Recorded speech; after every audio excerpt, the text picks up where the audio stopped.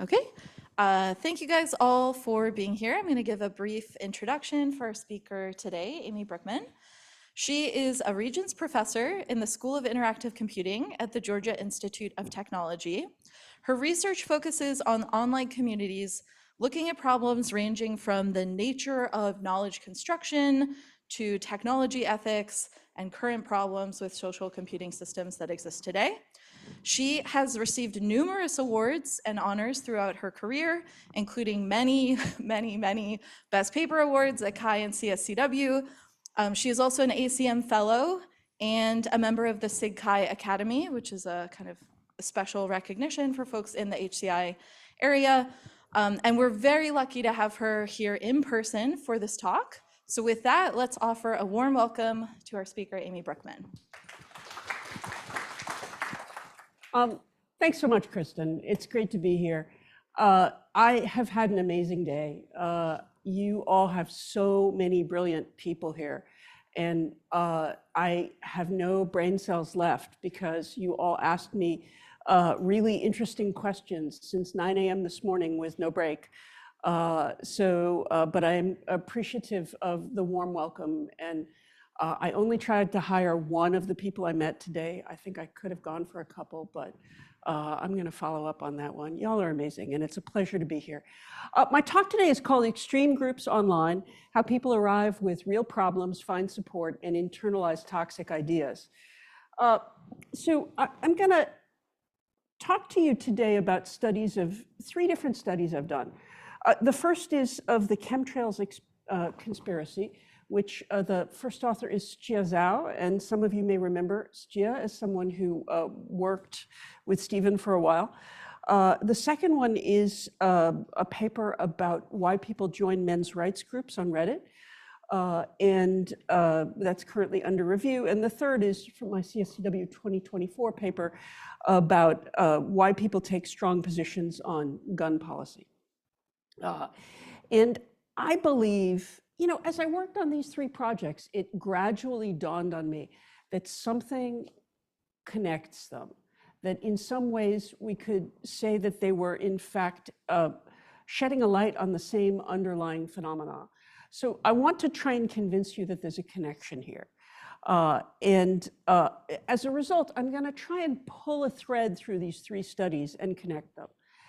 And I hope that you will see the connection, agree with me that there's a connection, and find this super interesting.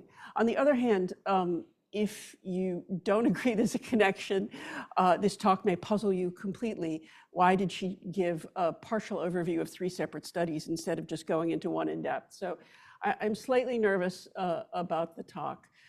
Lily told me to tell you that after I told her that last night, and she's like, yeah, she's right, I should tell you. But hopefully you'll see the connection here and find it interesting.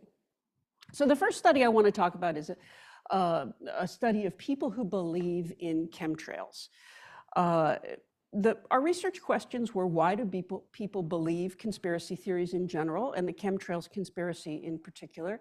And what role does social media play in fostering people's belief in conspiracies? And this is work by SIGCHI, who is currently a postdoc at CMU, and it was published in CSCW 2021.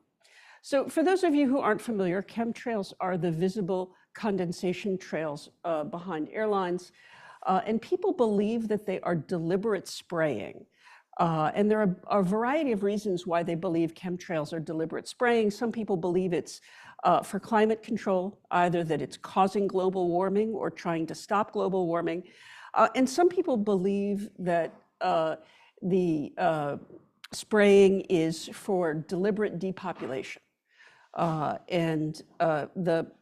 of the leaders of a very large chemtrails group told us in an interview that we don't accept crazy theories in our group. It's okay to say chemtrails is deliberate spraying for depopulation, but it's not okay to say it's deliberate spraying for depopulation because aliens are coming.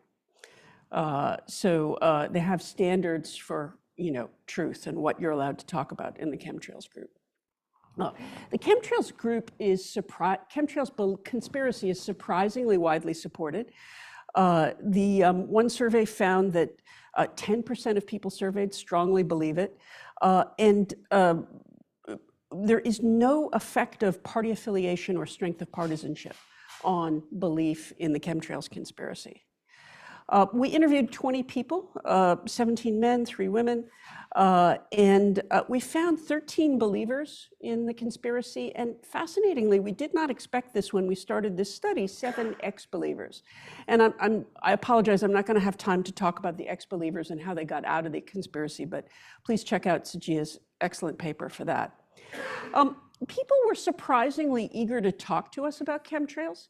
We were always interested, we were always truthful in our approach. So we said to people, I'm interested in chemtrails. We are interested in chemtrails. That's all we said. If anyone asked us, what do you believe? We were 100% truthful with them. But honestly, we didn't need to say much more than, I'm interested in chemtrails. Can you tell me about chemtrails? And people were so excited about this that in 2021, we were still using a human transcription service where we paid to, instead of, now of course we use AI. And the transcriber from the transcription service contacted us and said, I read your transcript and I could get fired for contacting you. So I'm using a burner account here, but chemtrails are so important. Can I talk to you about chemtrails? Our transcriber was a believer. We did not take the transcriber up on their kind offer. But the people are extremely interested in this topic. So how do people first become interested in chemtrails? They tend to first find out about the conspiracy through a YouTube video. Video can be very persuasive, and of course, the YouTube recommendation algorithm takes people to gradually more and more niche content and gradually more and more extreme content. And once they have found out about the conspiracy on YouTube, they tend to join Facebook groups where they meet other believers in the conspiracy. We interviewed 4 deep believers. These people participate in multiple platforms. They evangelize for chemtrails. They're trying to save people from not knowing the truth about chemtrails. And 2 of our 4 deep believers have chronic health problems, which they both attribute their chronic health problems to the spraying of chemtrails. We had 9 light believers. They tend to participate on only one platform. They don't try and evangelize the conspiracy. But they, they're motivated by curiosity and a sense that something is really wrong and this might be the explanation. We also interviewed 7 ex-believers, as I mentioned. So why do people believe in chemtrails? They have tend to have a pro-science attitude by their own self-description. One of our believers says, the speech of the chemtrails activist is very evidential. He brings a lot of evidence, documents. I believe he's a real researcher that talks about the evidence, and when he speculates, he'll say that he's speculating, but for the most part, he sticks to documented evidence. So they believe that they're being scientific. Things that predispose someone to be a chemtrails believer include suspicion of the government. One of our subjects said, because your parents didn't trust the government during the Vietnam War, you don't trust the government because your parents taught you that the government lies to you, and all governments will lie to you. This is a thread that runs through multiple things I'm going to talk about today. A general belief that everyone is lying to you. The other thing we found is a number of people had serious health problems. One of our subjects says, I saw these trails and then 30 minutes or so later, there was this taste of metal. It was actually a salty metallic taste, really, really strong. Immediately, I got a bad headache. My muscles and joints started hurting. So he saw a trail in the sky, immediately connected it to the spraying. I find this Facebook group policy for a chemtrails group fascinating. The policy says we do not allow fake news in the group unless it is clearly identified, labeled as fake, disinformation, or propaganda. We do not want to assist in propagating false information. Having said this, it's critical to realize that a considerable amount of mainstream news is patently false or subtly twisted to fit the globalists' agenda. We must also face the fact that much modern science has been invented and fabricated to achieve political and corporate agendas. So when you don't trust anybody, And then you find a group of people who tell you, you can trust us and we know what's really going on. Who is responsible? The government, the bankers. The bankers are 100% in control, which have nothing to do with the government or anything, and people who control the money are the ones that control the world. And they also believe that there is a global conspiracy that controls everything, which is sometimes referred to as Illuminati or the New World Order. A conspiratorial answer is easier to accept. Our research subjects have real issues they face in life. So the idea that there's a global conspiracy that explains everything that's wrong with them, why their careers haven't advanced, why they are sick, is much easier to accept than the truth. So consider these two explanations. Why, if you have a very serious health condition, is it easier to believe they are spraying us for evil reasons, or some A, or B, some health problems are not fully understood and medicine can't help much yet? A lot of people find explanation A easier to accept. And in addition to giving a clear answer, it gives you someone to blame. It's emotionally easier to say, I am sick because they are hurting us, rather than to believe, yeah, something about my environment and my genetics went badly and nobody knows why or what. So social media provides easy to accept answers and a supported community of like-minded friends. If you could join a small group of people who know the truth to the world's problems and who are friends with one another and support one another, wouldn't you do that? We have all the answers and we support one another and we're a caring group taking care of one another. I mean, it actually sounds kind of nice when you get right down to it. So let me tell you about study 2, our study of men's rights. Here are our research questions.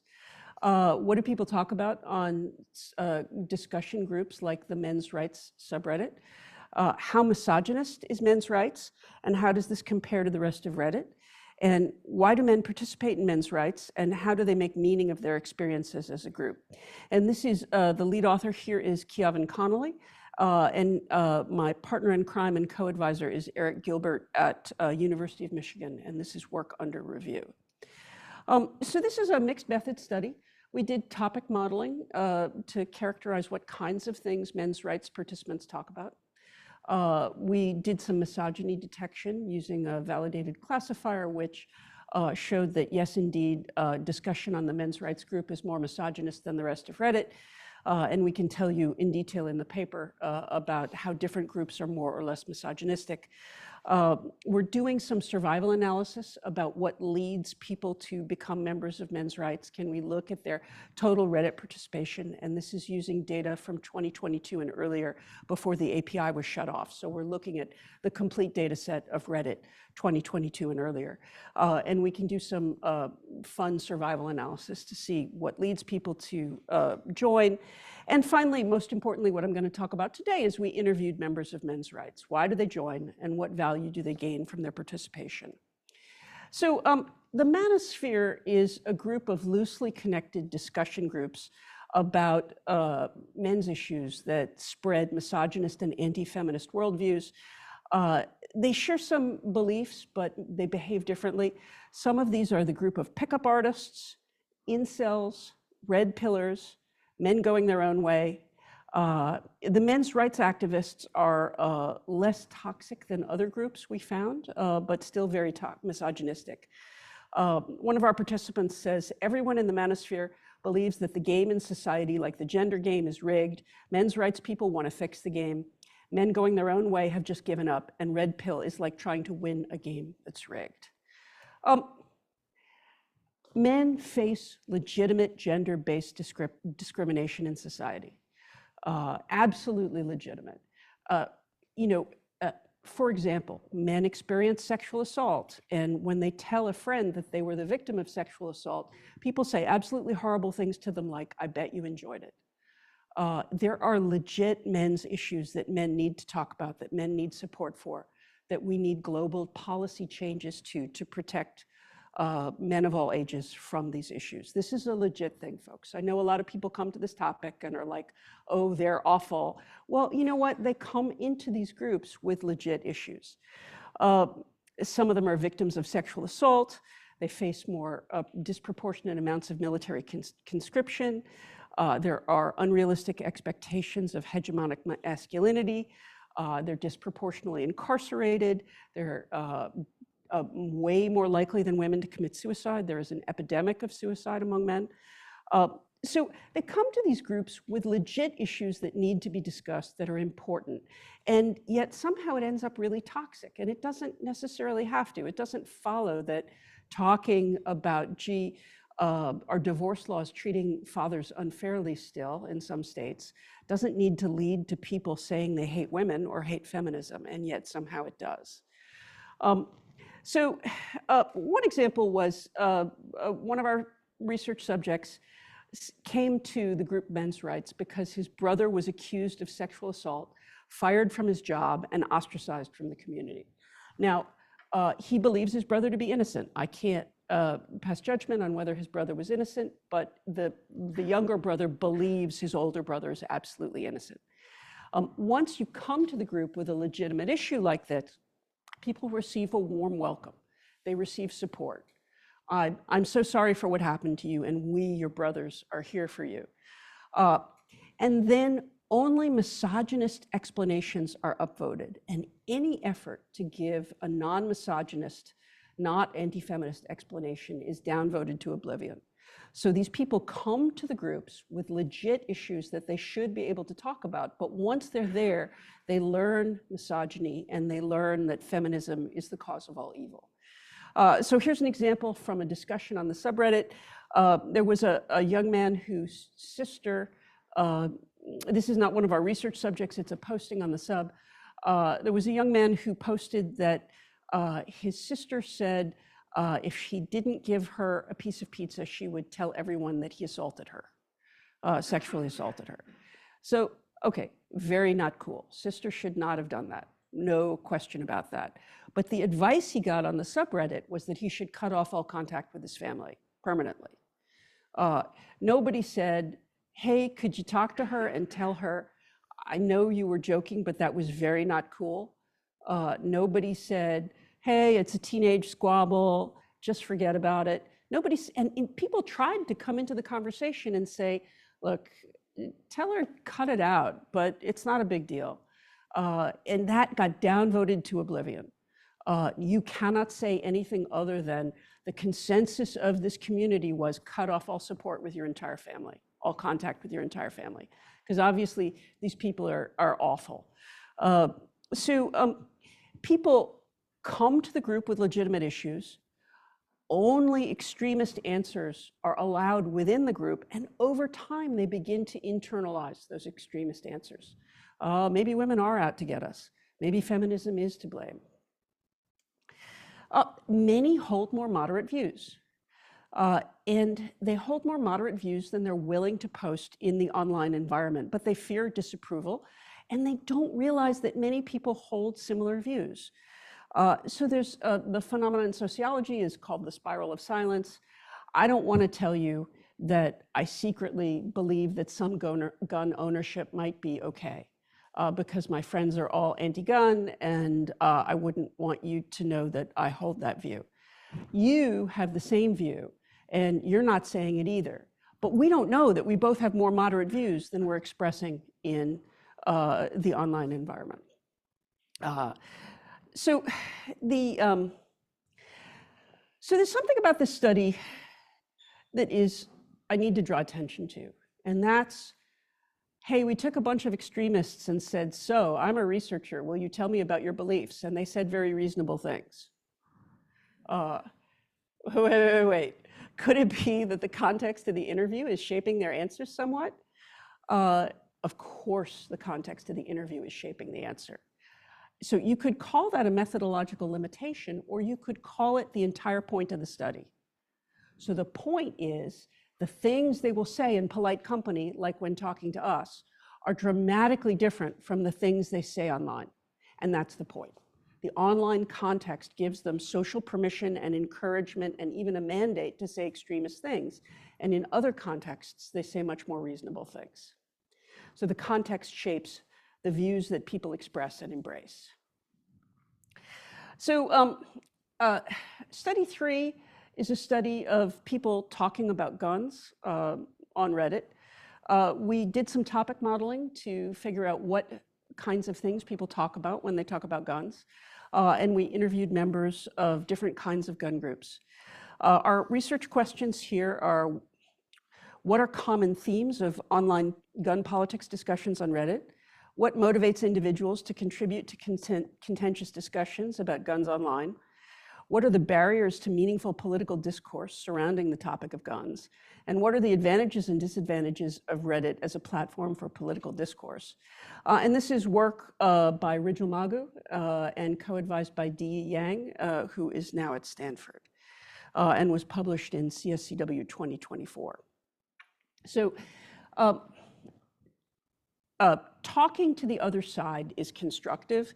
Lack of direct content with perceived political opponents drives perceived polarization, but people tend to overestimate the degree of difference in political views with others. Exposure to dissenting views increases political tolerance, improves people's ability to understand other people's views, and increases political participation. Social media discourse on guns is particularly divisive and highly polarized. We used a mixed methods approach here, where we did content analysis to see what people talk about when they talk about guns, and an interview study to talk about why certain kinds of conversations take place and others don't. It turns out there are 3 kinds of gun subreddits: conservative pro-gun, liberal pro-gun, and liberal anti-gun. And there are no conservative anti-gun. You're laughing over there. Yeah, I know. And these are the specific groups that we studied for this study in each of these categories: gun politics, pro-gun youth, shit gun controllers say. Then the liberal pro-gun, liberal gun owners, Second Amendment liberals, and then the anti groups where gun control and guns are cool. Obviously, some of these titles are sarcastic. Participants prefer to engage with like-minded others online for a bunch of reasons. They fear hostile interactions if they try and talk with people they disagree with. They have a sense of belonging in subreddits with shared experience and values. One of our conservative pro-gun subjects says it's a very different type of dialogue where you're always on the defensive and you're always needing to give an explanation.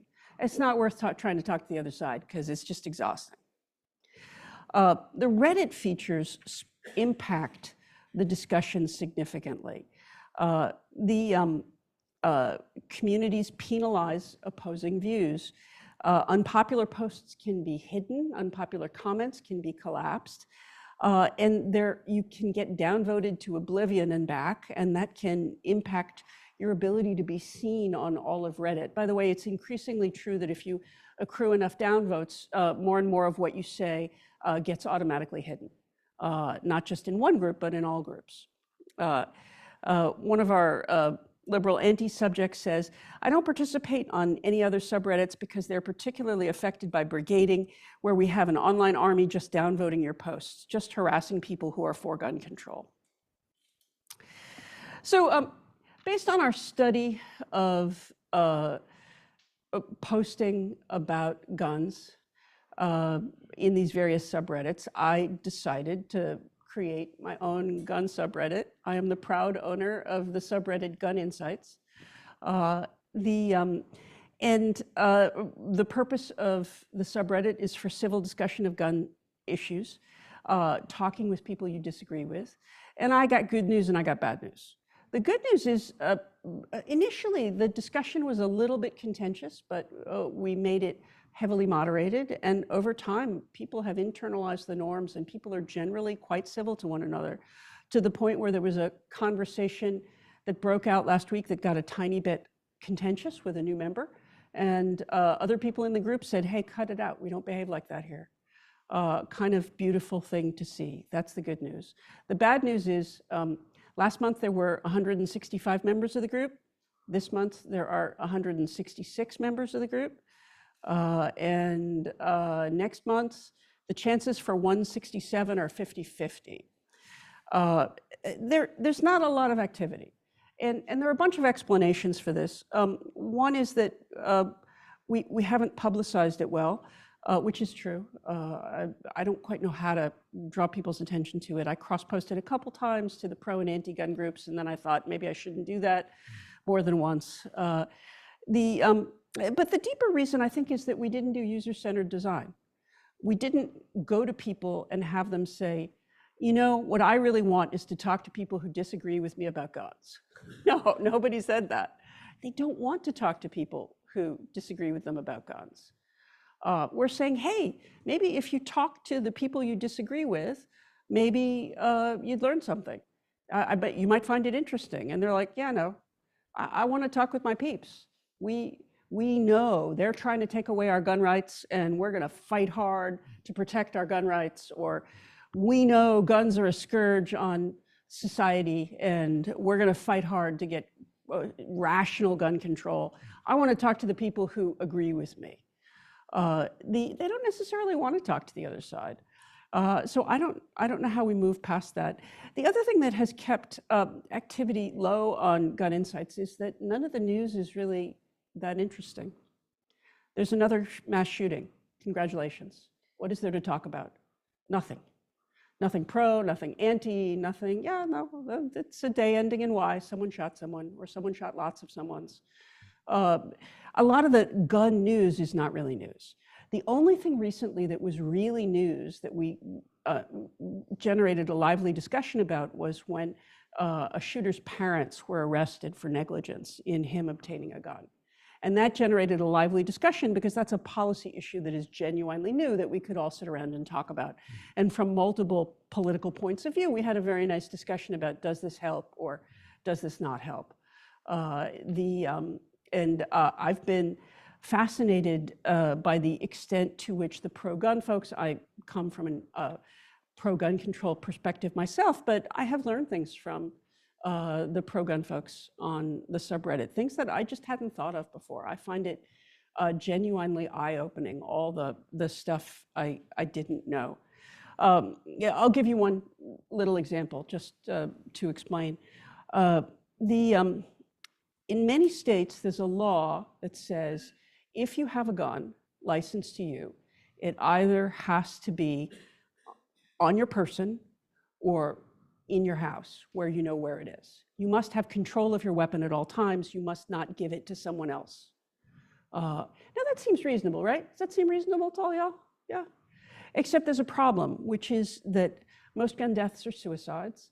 And people occasionally say, you know what? I am not okay right now. Please, will you take my gun? I'll get it back from you when I'm feeling better, but I don't want this in my house right now. I feel like I'm at risk from myself. And in a lot of states, that's illegal. So here's a well-meaning gun policy that backfires, and everyone on both sides would agree, well, gosh, that's bad. We should change gun policy to say, yes, you can give your gun to your cousin to hold for you for a while if you're not feeling so great. So I've learned things from talking with people on the other side. There's an interesting question here about how we encourage this kind of conversation and how we understand whether it really has the positive impact that I would hope for. So connecting across studies, people often hold much more moderate views than they're willing to express online. People come to groups with serious, real needs. And what they find in the groups are community and answers. Answers that they find palatable, answers that are easy to accept. And they begin to believe those answers over time, even if they didn't come to the group believing the extreme ideology. They also, there seems to be a strong preference for answers that give you someone to blame. Is easier to accept than an answer that just says, well, yeah, that was unfortunate. The internet is a contributing factor. What I am arguing in the connection between these studies is that serious personal and economic issues come first. The internet is a source of easy but often wrong answers, which come with community, support, and simple and palatable explanations. And these are easy answers. They are spraying us with chemicals. Gun extremism. They are trying to take our guns. All the problems with the world are because they're trying to take our guns, or all the problems in the world are caused by guns. Feminism is a cancer. These are all easy explanations for deep things that are wrong with the world. And I think the bigger problem is that we're not addressing the real problem with the world that came before people's tendency to accept these easy answers. Here are some easy answers. Immigrants are taking our jobs. DEI policies are giving opportunities to minorities at our expense. It's not woke ideology like transgenderism is destroying our country. These are easy answers that give someone to blame. Here are harder examples. Capitalism is flawed. Economic inequality is soaring. Kleptocrats and billionaires are stealing from everyone. It's harder to go to someone and say, you know, your problem is capitalism, than to say your problem is those people who don't look like you. And I think more broadly at this political moment in our country, that's what's happening. In all of these extremist discussion groups follow the same pattern. I don't feel good. Aha, they're spraying us with chemicals. There's a real need. My brother got fired for false accusations. Feminism is a cancer. There's a real need that leads to an easy but wrong explanation. The internet is not causing our problems, but it's exacerbating them. So could the internet support more nuanced answers?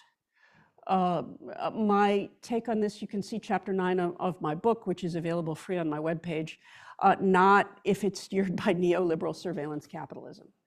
I don't believe that companies motivated by the need to maximize shareholder value can ever do the right things for individuals or for communities.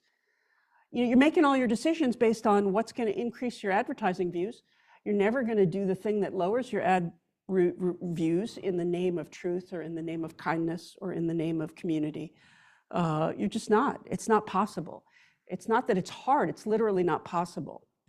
I wonder if nonprofit platforms could help. I'm very interested in nonprofit infrastructure like Mastodon. And now I'm going to ask you the question that I know you've all been thinking. Could researchers help? Could we help? I think yes. So here are a few ideas. That we can, first of all, document what is happening. That is an important goal. Second, we can innovate in nonpartisan discussion places. If I ever get to 170 people on guninsights, I'll let you know. But I think we need to think harder about what brings people to civil discussion spaces where people discuss hard issues and are nice to each other. I think we can help people to find non-toxic support. And okay, we're gonna do it. We're gonna create a men's group. Keavan Connolly, the lead author on the men's rights study group, is going to, his next project is to do participatory design of a group where people can say, hey, my brother was fired from his job because he was accused of something falsely, and how would we receive that and support that person and give him the support he legitimately needs and deserves without it turning into, it's all women's fault, it's all feminists' fault. We're actually going to do it. Things I didn't think I would be doing in my career, creating a men's group.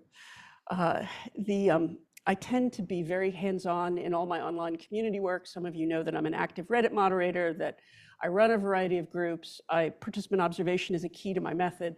I will not be leading the men's group. So we can help people to find non-toxic support.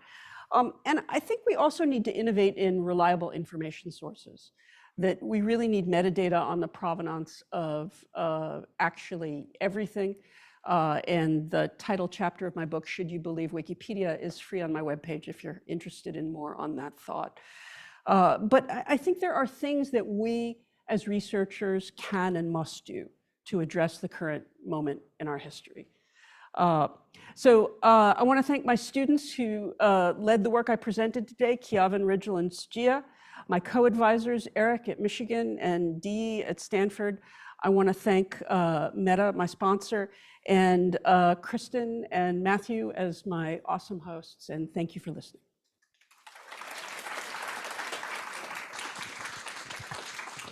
All right, so it sounds like we can open things there for a discussion if folks have comments or questions.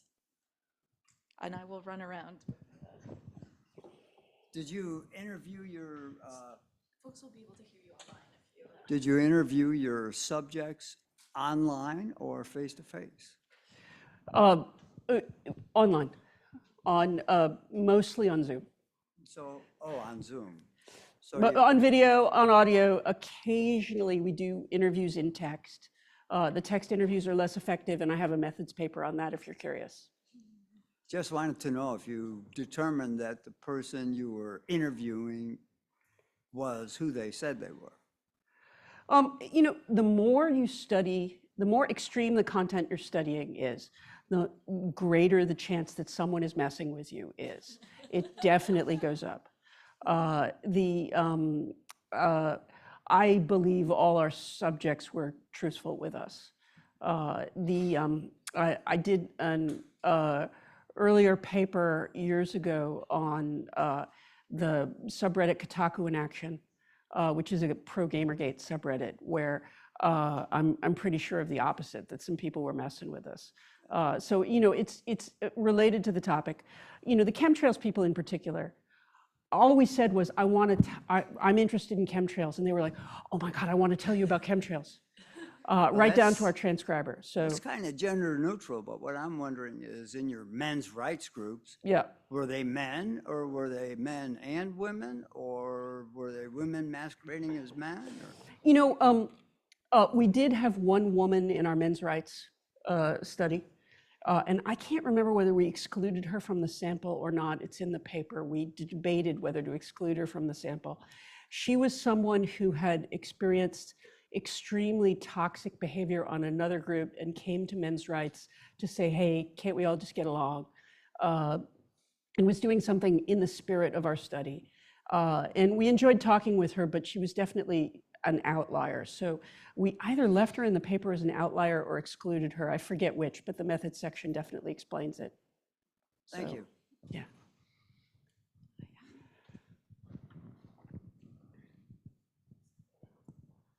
Super interesting. Thank you, Amy. I'm curious about your ideas around innovating for nonpartisan spaces, discussion spaces. And from what I heard about your subreddit, a lot of it had to do with the moderation, the community, the people that were there, the norms that were created, just how people were contributing, maybe in the patterns of how people upvote and downvote certain comments. You know, that's sort of working within the constraints of Reddit. Yeah. What other ideas or what other aspects are important to that goal of creating that, you know, moderate space? So Kiavan is still working on his dissertation proposal, and I am eagerly awaiting the exact details of this plan any minute now. Come on, dude. The latest, before I left for San Diego, is he's going to do participatory design with both extreme misogynist guys and with nice guys. So there's a subreddit called BroPill, which is a men's rights group, which is very friendly, bro-y, ultra-liberal that it makes us as far-left people vaguely uncomfortable. So we're going to grab some BroPill guys if we can, and grab some of the worst from other subreddits, and do participatory design with both groups, and see if we can come up with, hey, imagine a younger you in a tough spot, and we created a space to support you. What would it look like?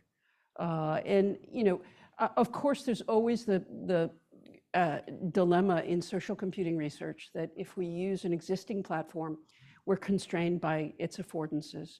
If we roll our own, then we're constrained by sustainability, and we wouldn't want to create something and not maintain it long term. So a slight inclination towards using an existing infrastructure just so that we don't accidentally drop support for it 10 years from now.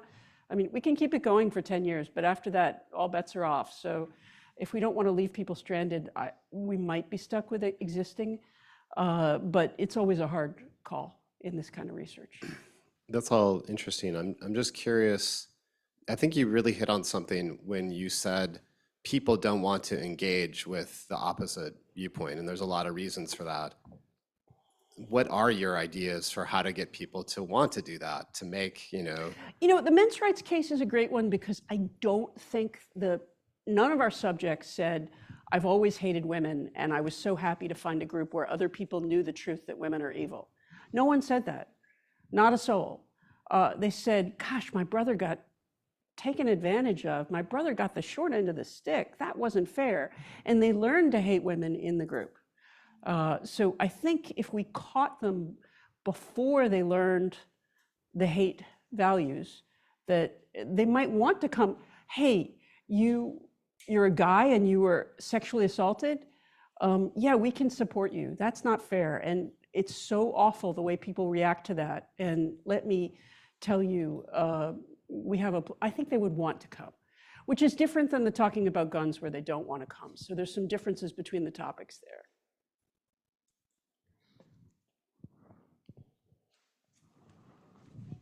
But yeah, it's a hard question and a critical and central one.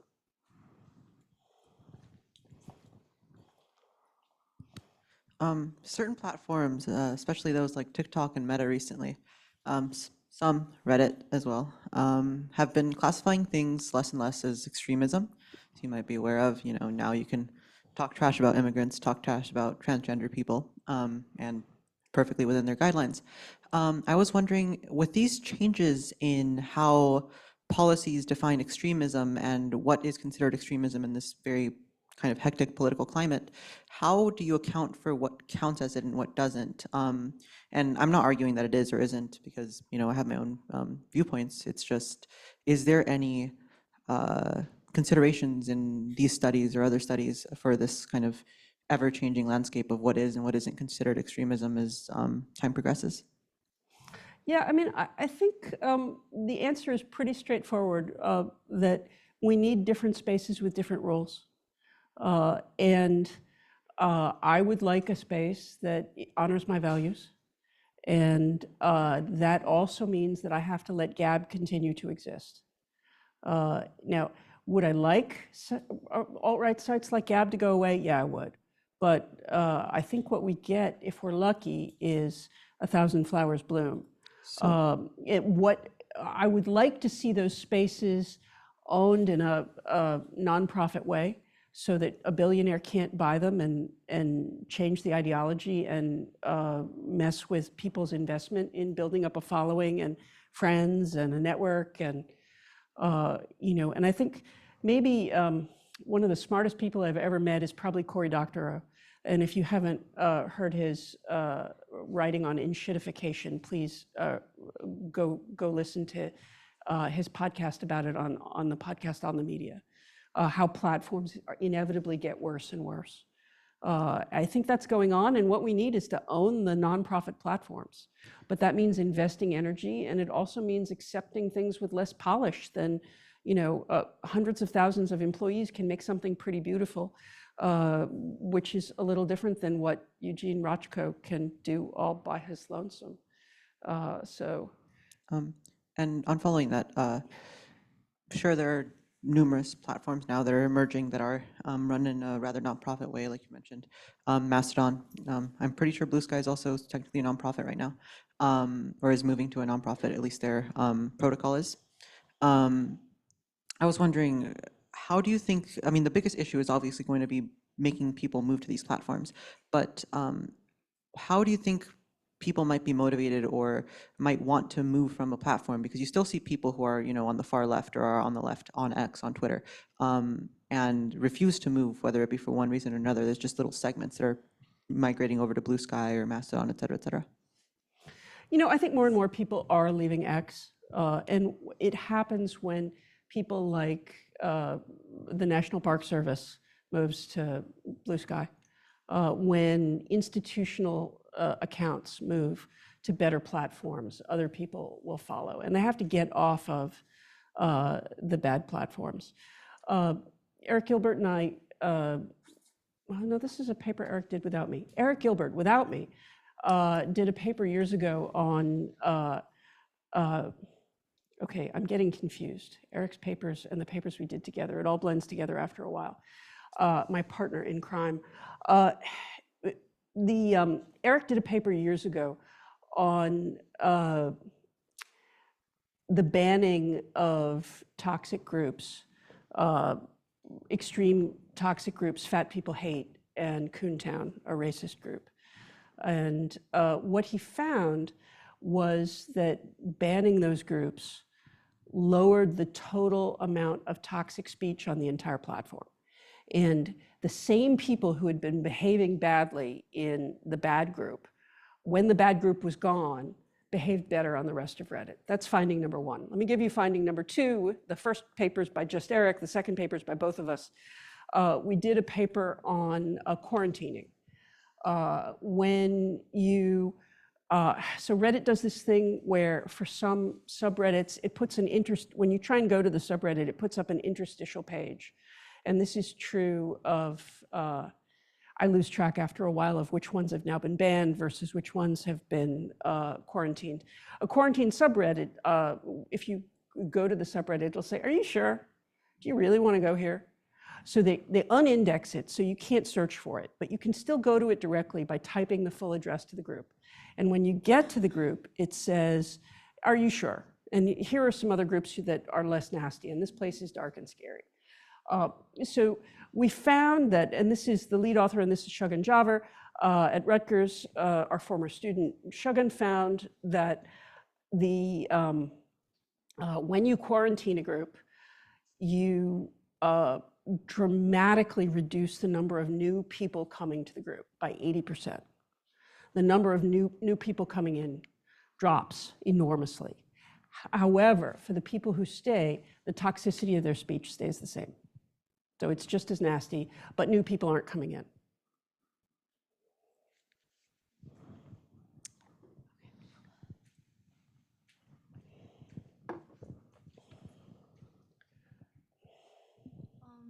Hi, Amy. Really interesting talk.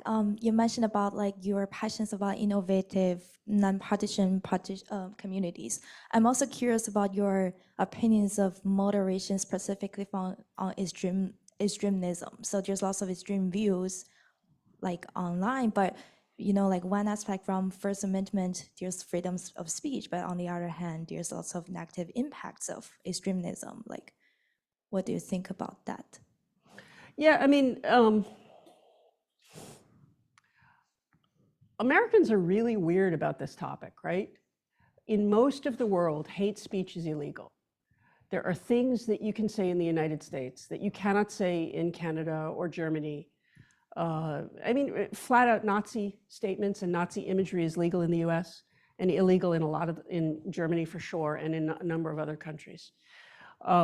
The philosophy in many countries is that this stuff is so bad we can't allow it. The philosophy in the United States is, it makes me nervous to let the government decide what you can and cannot say. So why don't we react to toxic speech with counter speech? By the way, private platforms aren't subject to the First Amendment, so you can have a group with whatever rules you want. To be totally honest, the more I think about it, the more I actually support the American view. All you have to do is see who took over our government to think that the idea that the government can control what we can and cannot say seems pretty scary, right? So sure, say whatever you want, but not on my platform. I have my group, And on guninsights, you must be nice to everybody, or you will not get your cookies and milk. No, I mean, you have to be nice in my group. And it's up to me what nice is defined as. And I'm not subject to the First Amendment. So there need to be nice spaces, but do there need to be a Gab and 4chan? Yeah, I think so. And I'm not going to go there. And does it have a negative impact that those groups are allowed to exist? Yeah, it does. Now, there's certain kinds of speech that even in the US are illegal, right? And we forget that. We have internalized our own ideas about speech so deeply that we forget that there are all kinds of forms of speech that are just flat out illegal in the US. Talk about slander, talk about child porn. Actually, obscenity is illegal in the US, and the definition is really kind of squirrely. So there are limits on speech in the US on what you can legally say, but we've just internalized those limits so much that we say things like, oh, well, speech isn't free in that other country, but it's free in the US. And you're like, excuse me, what about kiddie porn? And they're like, well, of course that's not allowed. Well, that's a limitation on speech. So let's just set as a ground rule that the United States has limitations on speech. Within those legal limitations, yeah, I lean towards saying I like the American approach because I don't want anyone controlling what can be said. But there's no answer that is a win-win. There's a cost to allowing that speech.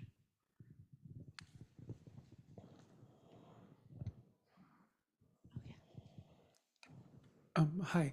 I think this is really meaningful work and definitely something that strongly resonates with me. On one particular note, you said that there is a strong chunk of people who probably share the same moderate views as other folk, but moderate views on these sort of subreddits are downvoted into oblivion. On that note, if so many people hold moderate views, what do you think is the reason behind them not being upvoted, especially if there is a large chunk of people who hold the same view? Yeah, it's classic spiral of silence. People understand that in a pro-gun group, you must be pro-Second Amendment all the way. They are trying to take our guns. Anything that goes against that is extremely unpopular. So there are a lot of more reasonable people. I mean, it's an interesting question. Why does first of all, people tend not to say it because they're worried about getting downvoted. And second of all, more extreme members of the group will downvote you. But and some of it is also this context difference, right? So if you ask them privately, they say, yeah, I think maybe we should raise the legal age to buy a gun to 21. 18-year-olds are knuckleheads. But you know, would they say that in front of everybody? No, they wouldn't. I mean, I think it's complicated, but the people are afraid of what others will think. And the same thing has been documented face-to-face in sociology for 40 years of research on the spiral of silence. Most people, if in your workplace, have some views that they would be nervous to express because they're worried about what other people in the workplace would think of them. And you know, sociologists have studied this for a long time. So it's just the spiral of silence. Interestingly, sociologist Keith Hampton proved that, let me see if I can get this finding right. If you are more active on the internet, you are more reluctant to speak about controversial political views, both online and in person, because you become more aware that your views might be unpopular. And that awareness causes you to silence yourself. So that's what's going on. Thank you.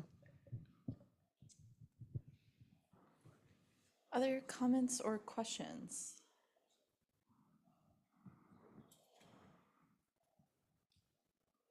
Oh, sorry, Luna.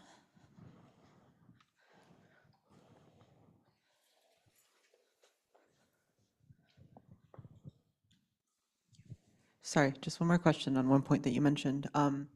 You mentioned that companies don't have to abide by the First Amendment, but there's recently been legal court cases that have determined you can't remove a president from your platform. You have to be fined for that, or things like the government exercising their power to have platforms promote a certain viewpoint or promote or suppress other viewpoints or certain words. For example, all these companies, especially like Meta, TikTok, paying money to the president and President Trump's inauguration just to receive favorable things. So to some degree, I would argue that the First Amendment does kind of apply to it in the sense that government can directly control what is and cannot be said in certain social medias, especially now that we have the, not CEO, but the head of a social media platform as a, not even the head apparently, but as a worker of a governmental organization. But this leads me to wonder, you said that the best way to go about countering this would be to bring a nonprofit approach.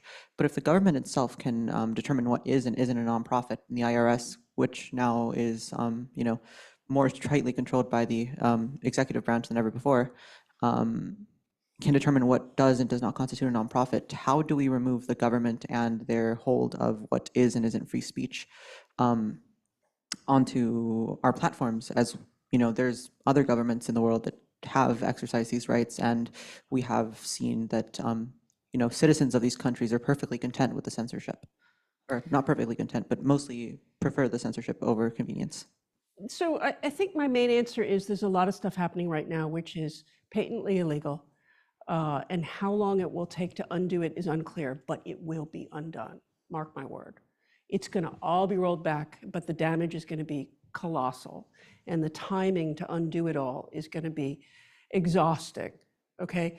So yes, the government is doing things illegally, like telling platforms what they can and can't post when that's not consistent with any rational reading of the law.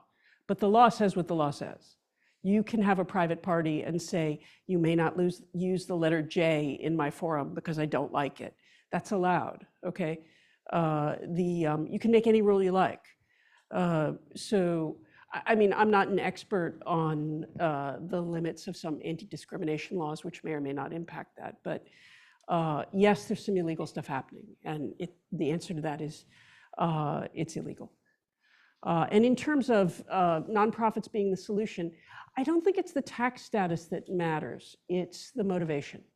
When you get a leadership of a group together to say, we are here to create a group which is consistent with the following set of values, then you have a different outcome when you have people getting together to say, how do we maximize ad dollars?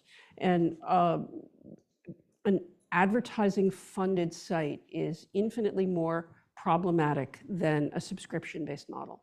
I think there's potentially hope for businesses with subscription-based models, but nonprofit is even better. There's no hope for an ad revenue-based model. It just can't work. Okay, we'll take one last question, and then, yeah. Hi, I really enjoyed this talk. I just wanted to ask you a little bit more towards like earlier in your presentation. You noticed like some of the people had difficulties maybe changing their minds. You mentioned that people had changed their minds. What did you notice was the hardest part of someone maybe listening to the other side, or maybe changing their views or their perspectives? Have you observed any of that? Belief change is super complicated. This didn't make it into the paper, but in the chemtrail study, we had, I didn't have time in this talk to talk about the ex-believers, the people who changed their views to decide that chemtrails was not real. And we had a bunch of different reasons why people decided chemtrails wasn't real. One person said a college professor they really looked up to and trusted explained it to them very patiently. Bless that professor. And that was why they changed their views. One of our subjects stopped being a chemtrails believer because his girlfriend would not stay with him if he did not change his views. She mocked him savagely. And he said, okay, maybe she's right. And then right around the time when the paper was going to press, he came back as a chemtrails believer again. And the reason should be obvious. They broke up. So, people's reasons for believing and not believing are very multidimensional and deeply personal and not uniform across cases. So you guys have been a great audience. Thank you for the great questions. And it's always a pleasure to be here. Thanks. For anyone who is enrolled in Design at Large, the seminar for credit, please stop by the corner and I have the QR codes to check in.